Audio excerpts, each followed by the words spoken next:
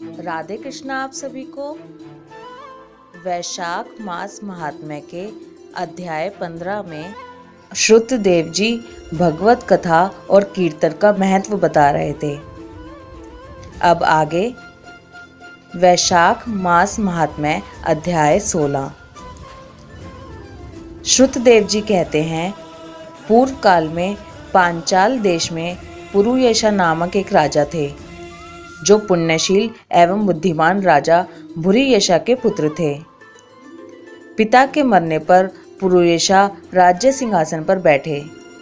वे धर्म की अभिलाषा रखने वाले, शूरता, उदारता आदि गुणों से संपन्न और धनुर्वेद में प्रवीण थे।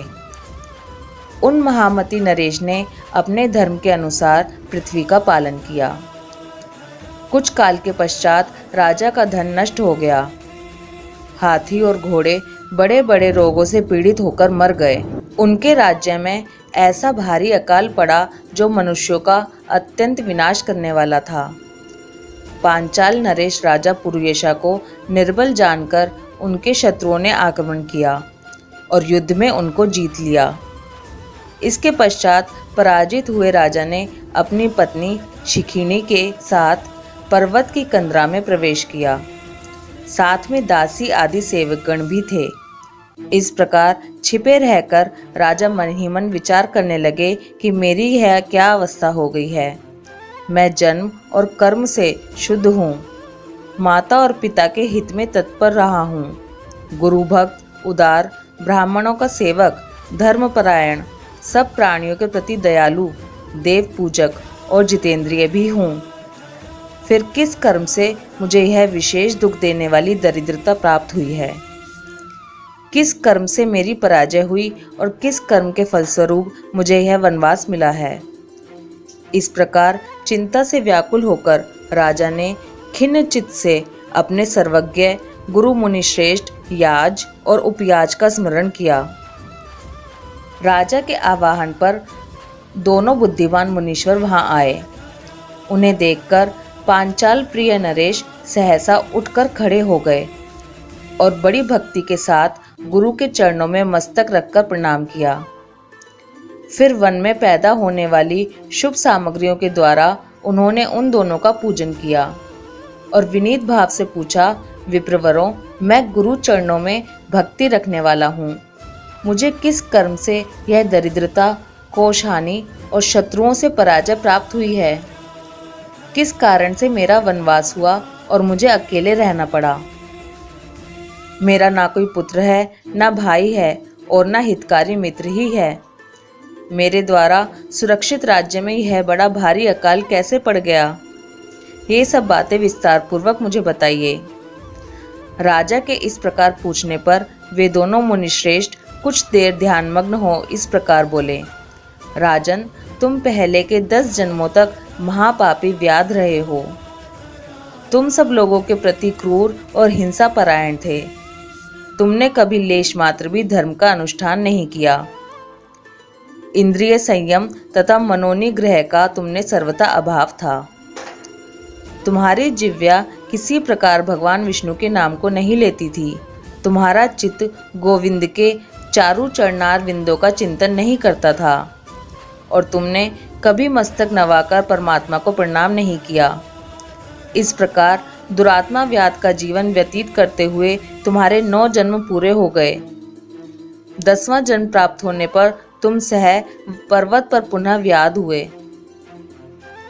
वहां सब लोगों के प्रति क्रूरता करना ही तुम्हारा स्वभाव था। तुम मनुष्यों के लिए यम के समान थे, दयाहीन, शस्त्रजीवी और हिंसा परायण थे। अपनी स्त्री के साथ रहते हुए राह चलने वाले पथिकों को तुम बड़ा कष्ट दिया करते थे। बड़े भारी शठ थे।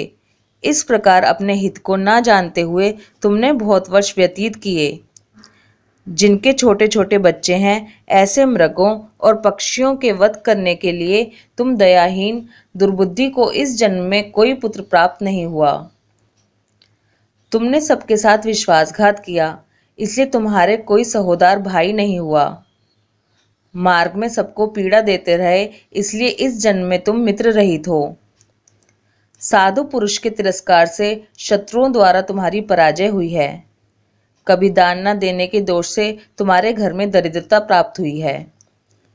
तुमने दूसरों को सदा उद्वेग में डाला, इसलिए तुम्हें दुस्सह वनवास मिला। सबके अप्रिय होने के कारण तुम्हें असहनीय दुख मिला है। तुम्हारे क्रूर कर्मों के फल से ही इस जन्म में मिला हुआ राज्य भी छिन गया है। वैशाख मास की गर्मी में तुमने स्वार्थवश एक दिन एक ऋषि को दूर से तालाब बता दिया था और हवा के लिए पलाश का एक सूखा पत्ता दे दिया था।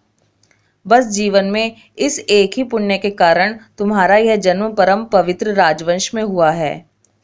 अब यदि तुम सुख, राज्य, धन धान्य आदि संपत्ति, स्वर्ग और मोक्ष चाहते हो या सायुज्य एवं श्रीहरि के पद की अभिलाषा रखते हो तो वैशाख मास के धर्मों का पालन करो। इससे सब प्रकार के सुख को पाओगे। इस समय वैशाख मास चल रहा है। आज अक्षय तृतीया है। आज तुम विधि पूर्वक स्नान और भगवान लक्ष्मीपति की पूजा करो। यदि अपने समान ही गुणवान पुत्रों की अभिलाषा करते हो तो सब प्राणियों के हित के लिए प्याऊ लगाओ। इस पवित्र वैशाख मास में भगवान मधुसूदन की प्रसन्नता के लिए यदि तुम निष्काम भाव से धर्मों का अनुष्ठान करोगे तो अंतःकरण शुद्ध होने पर तुम्हें भगवान विष्णु का प्रत्यक्ष दर्शन होगा। इस प्रकार कहकर राजा की अनुमति लेकर उनके दोनों ब्राह्मण पुरोहित याज और उपयाज जैसे आए थे वैसे ही चले गए। उनसे उपदेश पाकर महाराज पुरुयशा ने वैशाख मास के संपूर्ण धर्मों का श्रद्धापूर्वक पालन किया और भगवान मधुसूदन की आराधना की।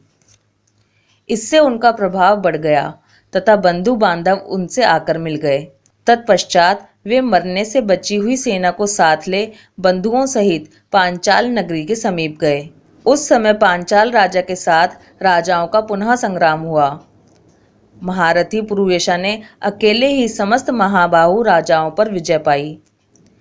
विरोधी राजाओं ने भागकर विभिन्न देशों के मार्गों का आश्रय लिया। विजयी पांचाल राज ने भागे हुए राजाओं के कोष, 10 करोड़ घोड़े, 3 करोड़ हाथी, 1 अरब रथ, 10,000 ऊंट और 3 लाख खच्चरों को अपने अधिकार में करके अपनी पुरी में पहुंचा दिया। वैशाख धर्म के महात्म्य से सब राजा भग्न मनोरथ हो पुरुयशा को कर देने वाले हो गए और पांचाल देश में अनुपम सुकाल आ गया। भगवान विष्णु की प्रसन्नता से इस वसुधा पर उनका एक छत्र राज्य हुआ और गुरुता, उदारता आदि गुणों से युक्त उनके 5 पुत्र हुए, जो धृष्टकीर्ति, धृष्टकेतु, धृष्टधुम्न, विजय और चित्रकेतु के नाम से प्रसिद्ध हुए।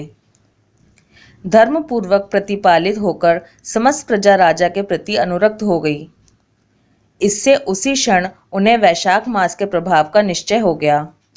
तब से पांचाल राज भगवान विष्णु की प्रसन्नता के लिए वैशाख मास के धर्मों का निष्काम भाव से बराबर पालन करने लगे।